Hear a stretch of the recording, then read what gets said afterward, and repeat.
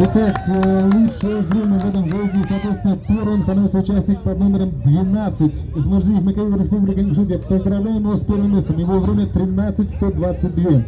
Чистое время 12:716. Участник под номером 5 занял серебро. Его время 13:416. Чистое время 13:040. Мы поздравляем всех призеров этого класса.